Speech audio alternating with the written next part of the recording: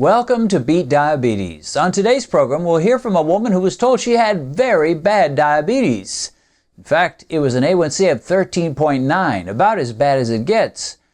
But the doctor didn't really give her much advice. He gave her a prescription for a blood sugar meter and sent her home. She said she was totally numb.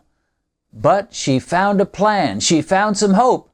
And today she's crushing diabetes.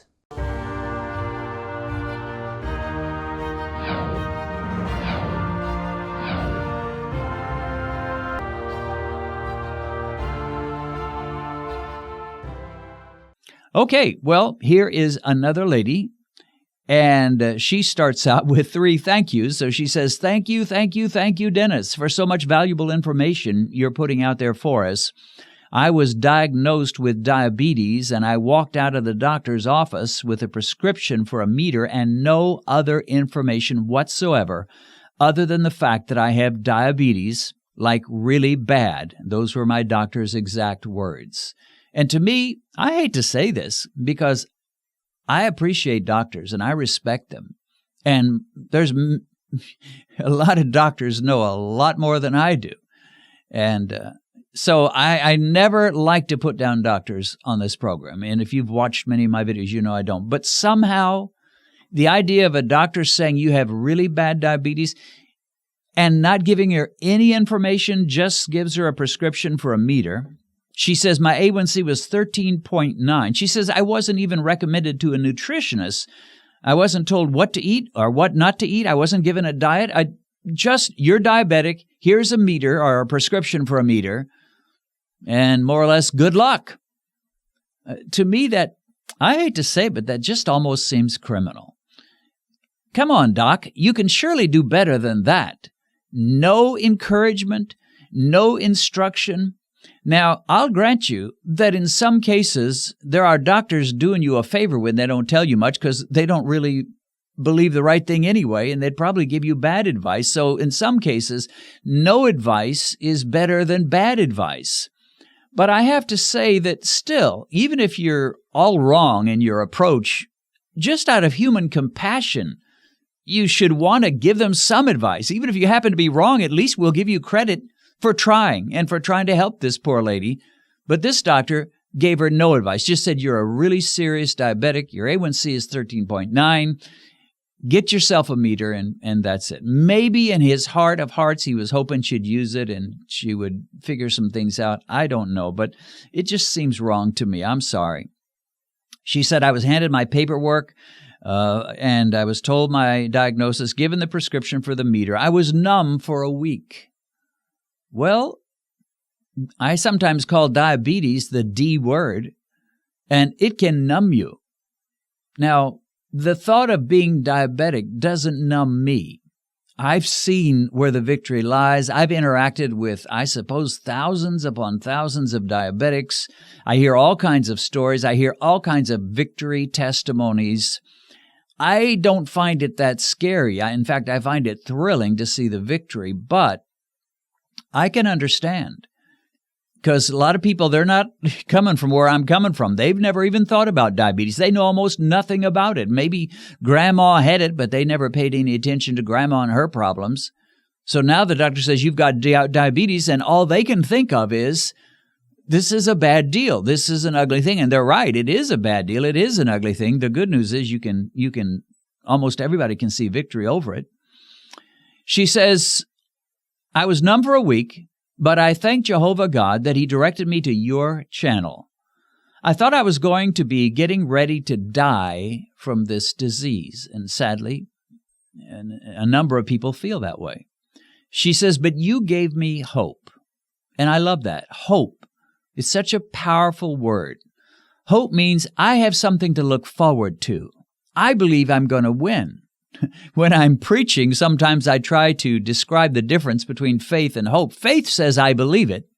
Hope says, man, I am looking forward to seeing this thing I'm believing for. So here's a little boy riding an old, worn-out, rusty, half-broken-down bike. All the kids mock him for his pathetic bicycle that he rides around on. And Daddy says to him, son, this Christmas I'm getting you a brand new bicycle. And because he loves his daddy and because he knows his daddy is a man of integrity, he believes him. He says, I'm getting a bike for Christmas. Now that's faith, my friend.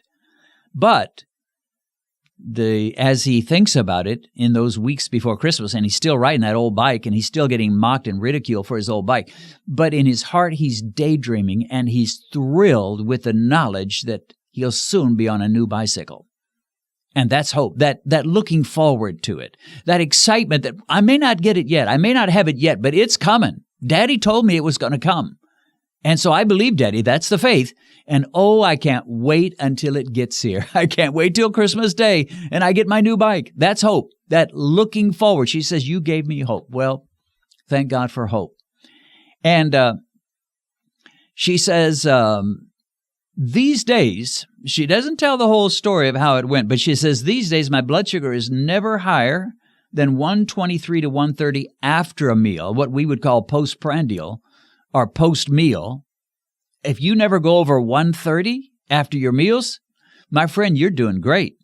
And as I mentioned time and time again, what I really promote and emphasize is a low spike diet. Of course, that's almost always going to work out to be a low-carb diet. In fact, it will, but I like to think of it as a low-spike diet. You just are watching those peaks, those spikes, and making sure they don't go very high. She says, I never get over 123 to 130 after a meal. I do the intermittent fasting sometimes, only 2 meals a day. I've lowered the carbs. I've gotten rid of the high blood sugar. She has hope, and she's actually seeing it. So she had faith. She believed that if I cut the carbs, I'll see victory. She had hope. She looked forward to it. And now it has come into reality. And she's looking at her number, again, giving you those objective numbers, 125, 128, 130, 115, as postprandial numbers, as the peaks that her glucose goes to after she has her low-carb meals. Well, we all need hope. When we were kids, sometimes we would be in the unfortunate position of being on a softball team at school where they chose up sides, and we're on the team that's got not much talent. So the other team's got all the good players somehow, and we didn't end up with too many. And so after the first inning of playing softball, the score is 8-1. And we're thinking, well, this is terrible. We're behind by 7 runs. But maybe we can get it back the next inning. And so we go to inning 2, and they continue to dominate us. And so after the second inning, the other team has 15, and we've got 2. So the score is now 15-2. We've gone through 2 innings. We're going to play 7 innings. And if you don't know anything about softball, I'm sorry, but I think you get the idea. So we've got most of the game still to play, but the score is, what did I say, 15-2. And we know we can't win. It's clear from the first 2 innings they're much better than us. But we've got a long time to play the game. What happens in that position, in that situation? I'll tell you what happens normally. You stop trying. You just don't try very hard. You get silly. You start making jokes. You don't focus on the game. Why should you try when you know in your heart you're a loser with a capital L? So you don't try. And some people are like that with diabetes. When the doctor mentions the D word, and maybe they think about mama or grandma or somebody in their family that died and had a terrible time of it, and now they see themselves go in that same direction, and they just stop trying. They continue to eat the pies and the cakes and the potatoes and the rice and the big chunks of bread, and they don't test their glucose. They don't pay attention. They just have given up. And of course, what's going to happen is their diabetes is going to get worse and worse and worse, and their last years are going to be terrible. But when you have hope, when you say to yourself, you know what, I think I can beat this. And when you're testing your glucose and you're looking and those numbers are going down, well, I used to wake up with a 210, and now I'm waking up with a 150. Hey, this is exciting. And then you start checking out some of these meals and you go, wow, I found a meal that I don't even jump up over 130. This is exciting. There's a euphoria that comes when your glucose meter is confirming that you're on the right path and you're winning. You're not losing. You're not a loser with a capital L. You're a winner with a capital W. And man, you get excited. You become euphoric. It's like, I've got this thing. Sometimes I think about the movie Hook that had Robin Williams in it, and Robin Williams is Peter Pan, but he's forgotten he was Peter Pan, so he can't do all the stuff that Peter Pan could do. And they're sitting at a table where they're trying to eat this make-believe food, and there's no food there, but in their imagination, they're making food appear. But Peter Pan can't do it because he's an adult and he's forgotten how to be Peter Pan. But suddenly it starts to come back. And suddenly he starts willing food to appear on the table, and he starts throwing food at some of the other guys. And one of the kids, little round fella, says, "You're doing it, Peter. You're doing it."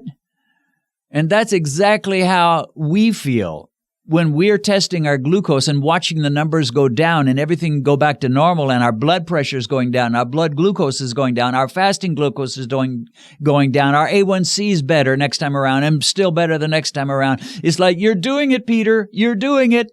Or Mary or Susan or Frank or whatever your name is. What a thrill. What a euphoria. So exciting. So my encouragement to you is you can do it. There's hope for you, my friend. It's not like some people are super talented. I know there are some people in this world that are super talented at things, and we couldn't hope to approach them. I mean, if I tried to play LeBron James one-on-one in basketball, my chances of winning would be exactly zero. There's some things I cannot do. If I tried to return the serve of some professional tennis player, my chances of even getting my racket on the ball would be about zero. There's things I can't do, but I can beat diabetes, and you can beat diabetes, and everybody else can, with just some simple dietary changes, some exercise, and some time-restricted eating, maybe a little extra fasting. You can do it. There's hope for you.